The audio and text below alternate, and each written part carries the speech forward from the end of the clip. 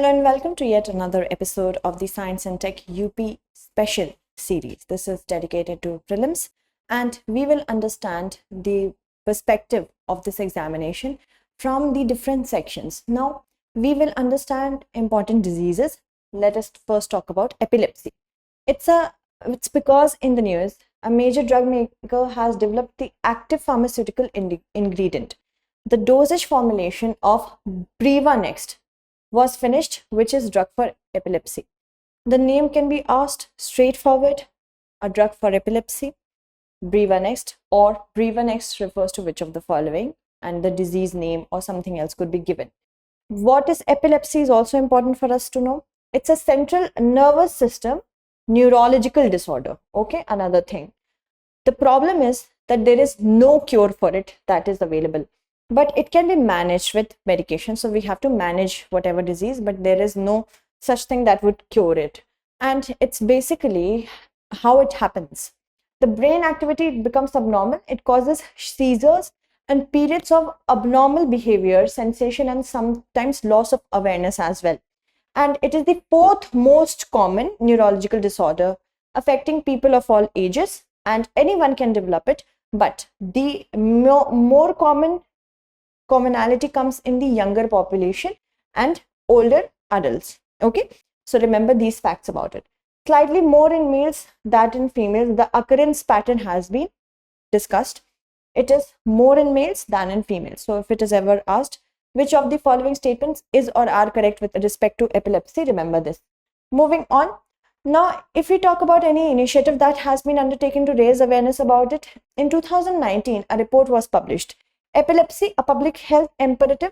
It was released by World Health Organization, and the thing was that it was the first ever global report on epilepsy, which summarizes whatever the available evidence pattern was there and what is the burden of epilepsy. Until and unless we recognize and acknowledge the burden and the burden and what has been the pattern of epilepsy, the evidence, we will not be able to make any policy. That is why it is important. It also covers the public health response, which is required at global, regional, and national level. So it is kind of decentralized as well.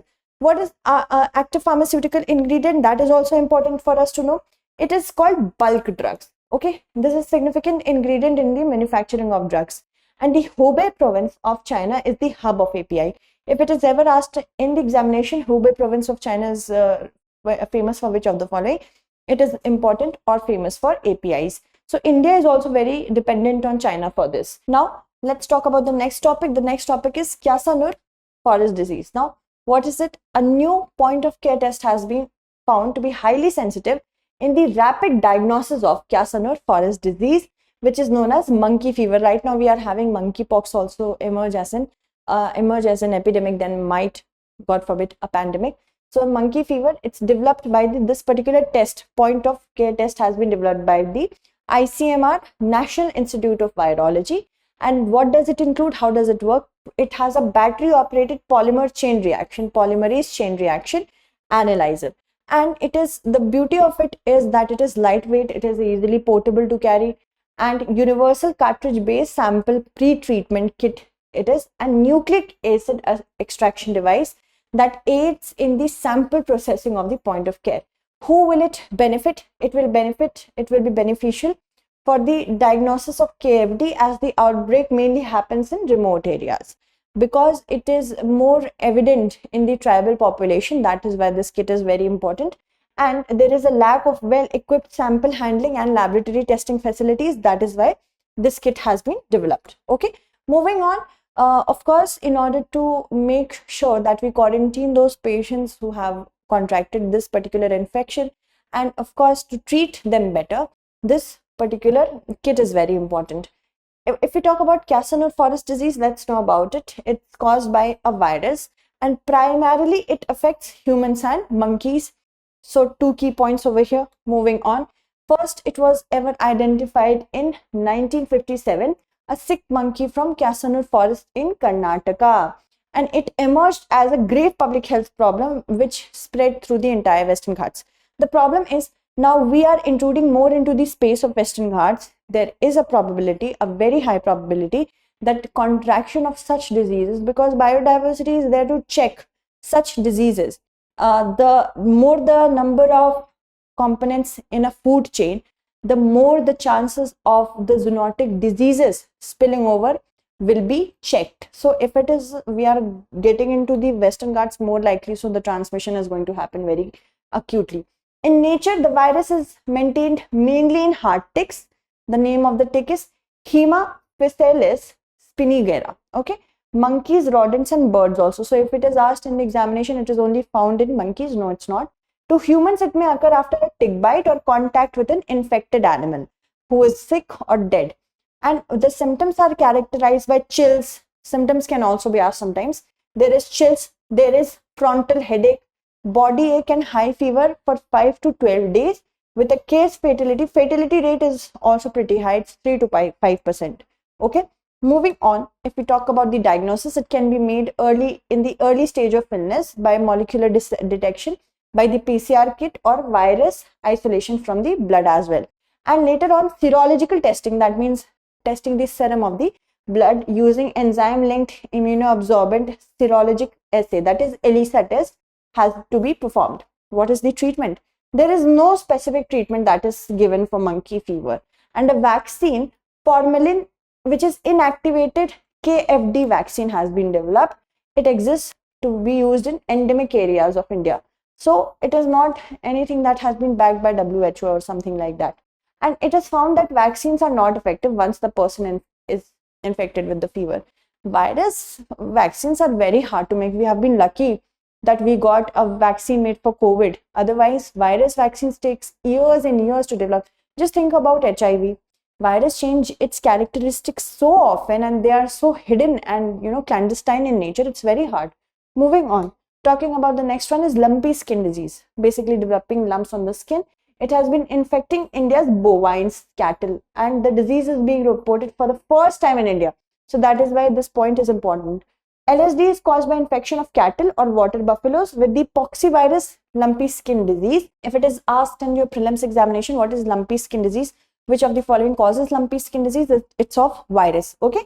And the virus is one of 3 closely related species within the genus Capripox Remember this name as well. The other 2 species are sheeppox virus and goatpox virus.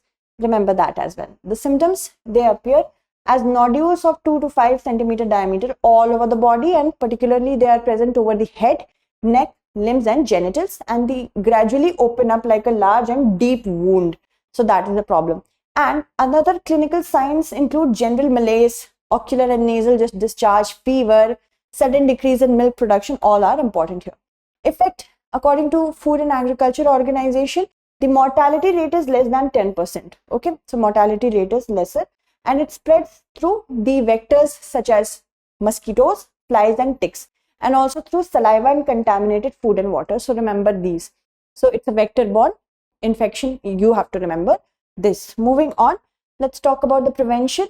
Movement control, that means quarantine to break the chain. Vaccination, if it is available. Slaughter campaigns and management.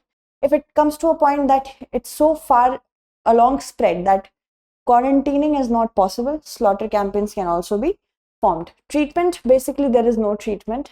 So prevention has to be done by vaccination only.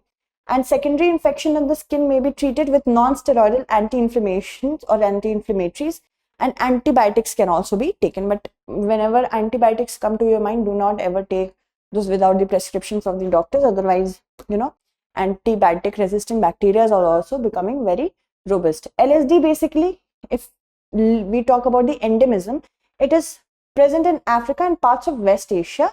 It was first ever discovered in the year 1929. Year of discovery is important, where it is found is important. And LSD was first ever reported in Asia and Pacific region in 2019 where China, Bangladesh and India. In India, which is the world's highest 303 million head of cattle, the disease is spread to 15 states within just 16 months. So it's highly infectious. Remember that. Okay. Moving on, talking about the implications. First of all, the income of the farmers if bovine deaths start to happen. The problem with respect to keeping up with the procedure for treatment, as there is none. Vaccination process, all need to be taken care of. Okay. Moving forward, let's talk about particulate matter 2.5 and anemia. Okay, so studies have tried to establish the association between ambient particulate matter 2.5 exposure and the anemia that occurs because of that in children and the age of 5 years of age children in India. It basically, what is PM 2.5? The particles which have diameter which is less than 2.5 micrometers and remain suspended for longer period of time. They can be water vapor, that means they can be in form of water, liquid, not water vapor, in form of liquid, in form of solid. Because they are so less, they can get into our respiratory tract and lodge themselves in the lungs. That is why they're very dangerous. These particles are formed as a result of burning fuels and whatever the chemical reactions are there that take place in the atmosphere, and extended exposure to this particulate matter has led anemia, and that is why this study was established, led to anemia amongst children under the age of 5 years. Okay, so brackets, range of age should also be remembered. 63% of the children included were found to be anemic, more than half that means. Young children with lower age, they had high vulnerability to being anemic.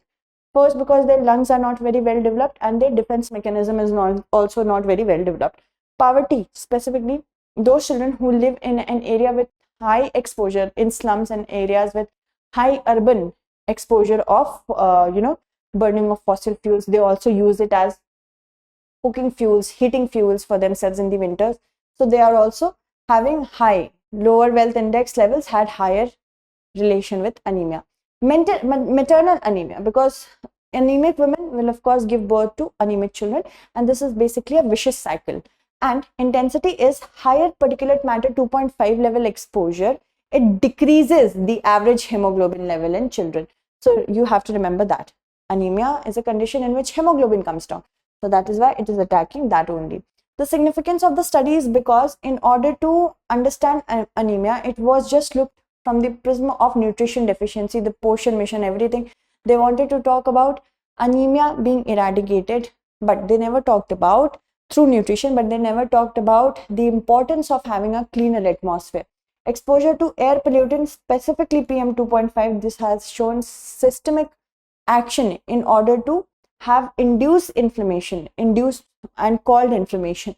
Inflammation is basically body's protective response against any infection and injuries. Whenever there will be an infection or injury, the body will swell up, and that's called inflammation, in order to create a defense barrier, right? Moving on, then let's talk about equine herpes virus. Okay, there has been an outbreak of equine herpes virus among horses in Europe, and many countries have confirmed this case, specifically the countries of Spain, Belgium, France, Germany, Italy, Sweden, and Qatar. So you see many Middle Eastern countries, many European countries and one Middle Eastern country or West Asian country. Equine herpes virus is basically a common DNA virus. So remember, there could be DNA or RNA virus. So this is the DNA virus. It occurs in horses population worldwide. It is a family, the equine herpes virus is a family of viruses. They are named by the numbers. Okay, this is a unique thing, 1, 2, 3, 4, and 5. Moving on, if we talk about the viruses, then there are more viruses in this family, but 1, 3, and 4, they pose the most serious health risks. So this could be asked, 1, 3, and 4 you have to remember. And this can cause manifestations in the form of respiratory disease, abortion happening, and neonatal death as well. And strain can also cause neurological problems. So symptoms you have to remember. If it is asked in prelims, you will be easily answering this question if symptoms are asked. It can lead to paralysis and death as well.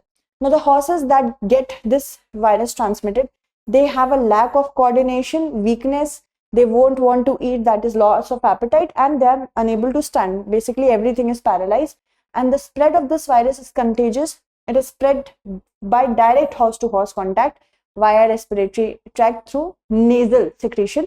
So quarantining is possible. Virus can also be spread indirectly through contact with physical objects that are contaminated with virus. This is what the viruses do. Now next is equine herpes EHM. That is another name for the neurological disease. It is associated with equine herpes virus only. What is the precaution and treatment? Infection has high transmission rate, and as I told you, quarantine or isolation is very important here. Treatment needs anti-inflammatory drugs. Okay, moving on. let's talk about Harlequin Ichthyosis, which is a rare genetic disorder. Now, Odisha has reported the first ever case of a baby born with Harlequin Ichthyosis, which is a rare genetic skin condition.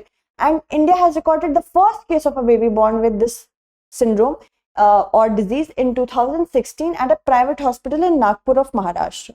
So it is a rare genetic skin disorder. Remember that. It's related to skin, it is genetic, and it is rare. Moving on. It is a type of ichthyosis. It refers to a group of disorders that cause persistently dry, scaly skin all over the body, and it is inherited in an autosomal recessive pattern. Okay, moving on. It also, if we talk about the autosomal recessive pattern, what is it?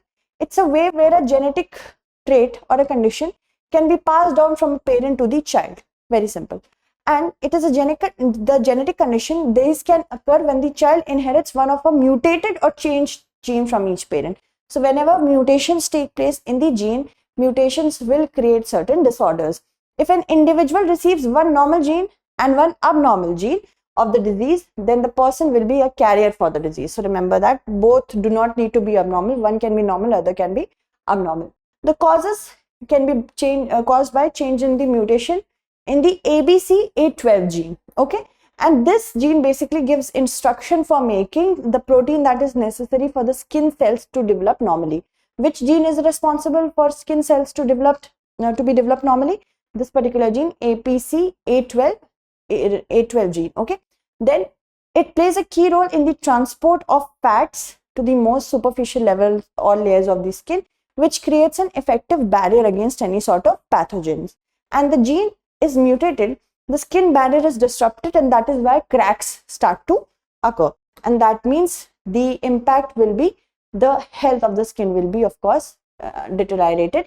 The newborn infants, they are covered with plates of thick skin that crack and split apart and can restrict breathing and eating as well. Premature birth is typical and leaving the infants at risk for complication from early deliveries there. What is the affected population? Now it affects males and females in equal numbers. Now there is no such thing as epilepsy, in which males are more affected than females. Here both are affected in equal manner. Okay, and it affects approximately 1 in 5 lakh persons. There are around 250 such cases in the world, very less. That is why it is rare. A newborn with Harlequin Ichthyosis, it requires neonatal intensive care, and it can spend time in a heated incubated region with high humidity so that moisture is provided to the skin. Moving on, let's talk about disinfection system, Vajra Kavach. This disinfection system, Vajra Kavach, it enables the PPE kits that the doctors, nurses, healthcare workers and others used to wear during COVID-19 so that they do not contract infection, to make it reusable, a non-medical gear to be made reusable. Because so much of PPE kits were used, they created plastic pollution, and that is something, this is not what we ever thought as an outcome of COVID-19 pandemic. It has been developed by whom? Sometimes it can be asked who developed it.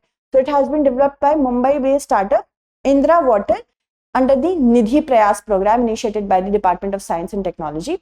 What is Vajra Kavach? Basically, it removes any possible traces of the disease causing SARS-CoV-2. Okay, and it enables the reuse of PPEs, other materials used by healthcare workers, protecting our environment, and also it reduces biomedical waste generation, making personal protective equipment more available, affordable, and accessible.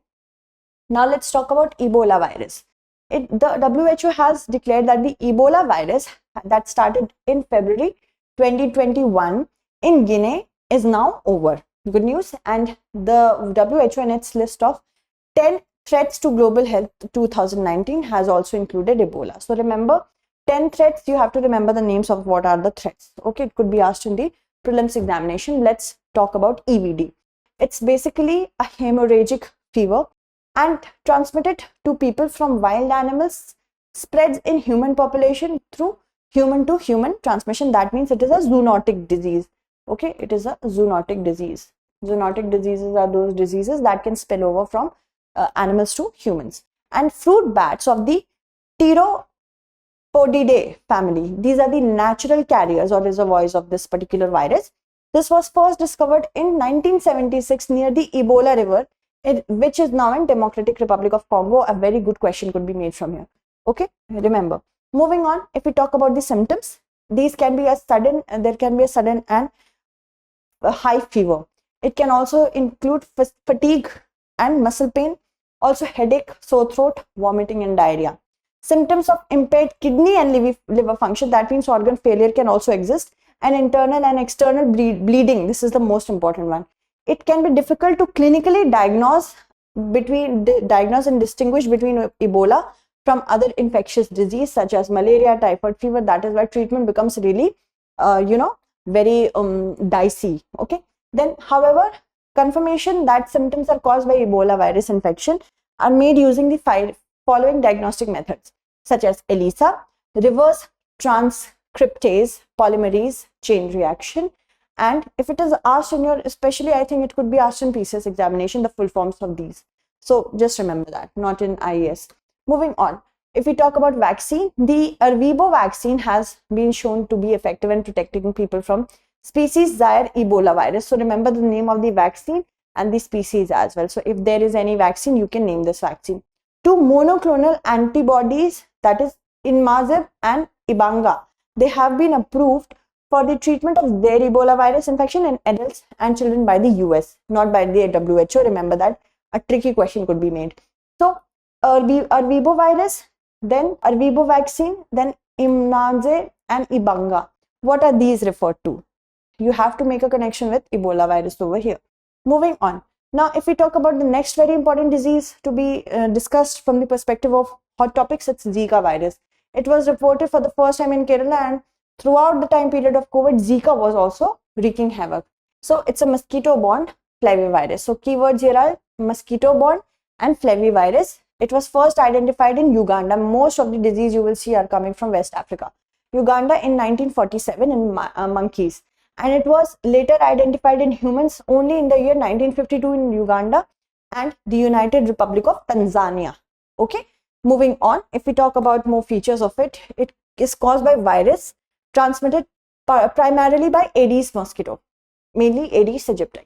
So you have to remember what are the other diseases that are caused by Aedes aegypti, like you see dengue, chikungunya and yellow fever.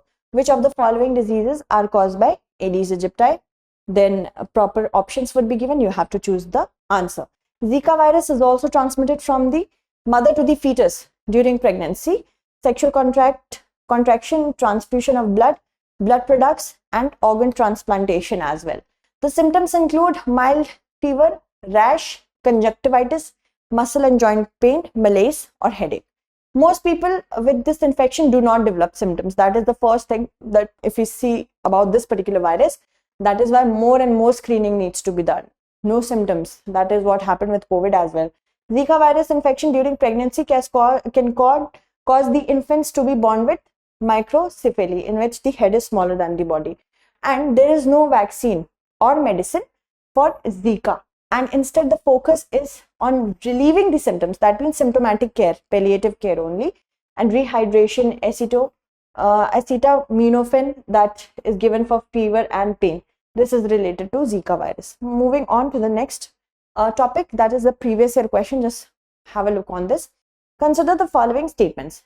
This is the question from UPSC 2017.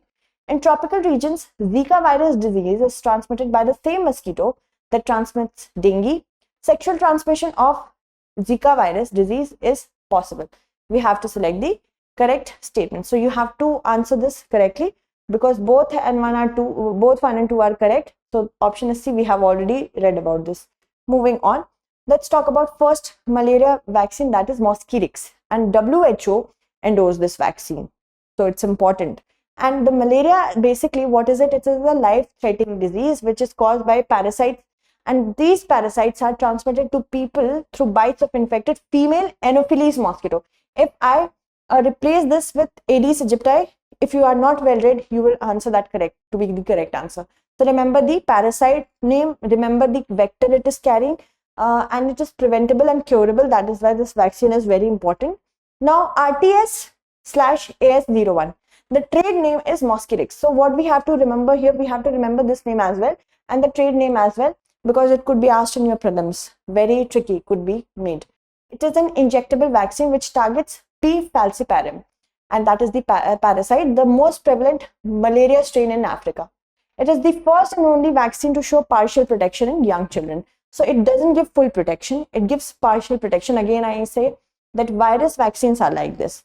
And it was developed by British drug maker GlaxoSmithKline in 1987. So you see, it took so long for this particular vaccine to come to the market. The active substance in this vaccine is made up of proteins, which is found on the surface of the Plasmodium falciparum parasite.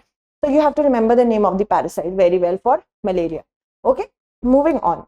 Let's talk about the RTS, the vaccine more. It aims to trigger immune response in order to defend against the first stage of malaria when the PFP, that is the parasite, it enters the human host bloodstream through a mosquito bite and infects liver cells. So you have to remember which it infects first, the liver cells. And it also helps protect against the infection of the liver with hepatitis B virus. So twin problems are solved with this. So remember this as well.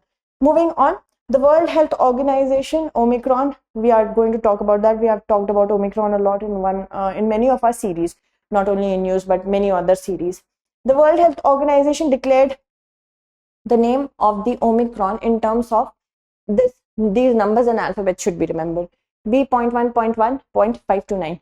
Similarly, remember the alpha name, Delta, and every other strain that is coming to the fore. Of COVID-19 to be a variant of concern. Variant of interest is the first stage of identifying any strain as something that could wreak havoc, as the Delta did. And then it from variant of interest it becomes variant of concern. Yes, the same thing. The virus was first detected where? In Southern Africa, and it is renamed Omicron. Omicron is placed in the most troubling category of COVID-19 variants, and it has a large number of mutations, more than Delta. That is why it was seen. So the more the virus mutates, the more it is said, the more severe it becomes. It could be one thing, or it could be things like it can be less in severity. Many countries saw that it was severe in their country, and India specifically, because it was so well penetrated with the help of vaccination, that it bravely weathered this storm. Let's talk about variant of concern. It is a variant which there is evidence of an increase in transmissibility. First, when I am WHO, first I will see that transmission is also taking place. There is an increase. Severe disease is being caused. More severe disease is being caused. There is significant reduction in neutralization by antibodies. Antibodies are not working. Reduced effectiveness of treatment or vaccines are also less. And diagnostic detection is failing. That means we cannot detect if a person is infected by this strain or not. So these are the, if it is asked in prelims, this could be a very helping paragraph for you. Which of the following parameters have to be fulfilled from the perspective of a strain being declared as a variant of concern? And these many options would be given. Answer them correctly. New variants could kick off new wave of epidemic transmission, and this is a problem. Let's talk about the features. It currently lists 5 variants of concern.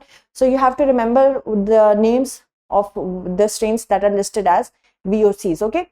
So Omicron has been identified in South Africa in November 2021. We are not including this like that only. It could be asked to match the following. Okay. Delta emerged in India in late 2020, spread around the world. Delta has shown us a wave that we would never want to see in our living life ever again. So this is the most dangerous one that has been. Then Gamma, it emerged in Brazil. Now it was earlier a trend that it's a Chinese virus, it's an Indian virus, it's a UK virus, but what was happening? It started, affecting and impacting the sentiments, and of course offending the sentiments of the people. So what happened? They started naming it as Alpha, Beta, Gamma, Delta. Okay. Then Beta emerged in South Africa. So apart from Omicron, which other strain emerged in South Africa? Beta. Alpha was detected in Britain. And also try to remember the sequence, chronology of which strain was detected first. Okay, moving on. Let's talk about Havana Syndrome. Now recently the US Federal Bureau of Investigation, this is a very mysterious disease. It could be asked in your prelims examination. the issue of Havana Syndrome is a top priority because it is impacting US officials only, mostly. So in late 2016, a few diplomats of the US and their employees, they had certain unusual symptoms when they were staying in Cuba, Havana, in Cuba, and they experienced some very odd physical sensations and heard particular sounds, after which they started feeling sick.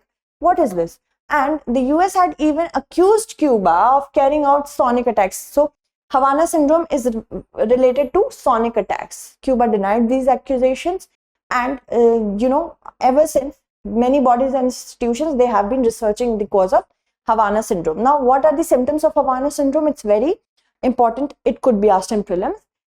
Nausea is there, severe headaches happen, fatigue and dizziness happen, there are sleep problems, and also hearing loss. So these are the many symptoms. And in 2020, there was a report which was published by the National Academies of Science of US. They found that microwave radiation are the plausible cause, still a theory kind of, plausible cause of Havana Syndrome. What are microwave weapons? Many countries are developing microwave weapons. India is also doing the same. So direct energy weapons, basically they are type of direct energy weapons, and the aim is highly focused energy in the form of sonic, laser, microwaves at a target, and they release electromagnetic radiation which causes sensation in the human body. The radiation makes a person feel dizzy and nauseated, and the concerns are like this. This is very concerning. Why? They affect both machines and human beings. So humans, apart from that, machines will also get affected. That is the problem, and they can cause long-term damages. So proper theory and the confirmation of theory has to be developed. So doctors, now next we are multisystem inflammatory syndrome in children. What is this? Doctors in the US, they have reported a neurological symptom. What is neurological symptom? That means affecting the brain in children with multisystem inflammatory syndrome.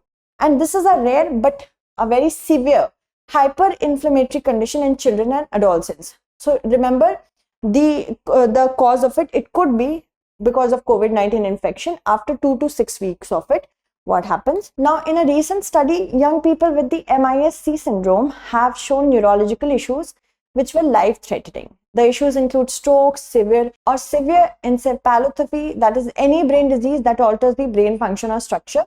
Neurological symptoms also include hallucination, confusion, speech impairment, problems with balance and coordination. Causes are basically, let's see what is causes.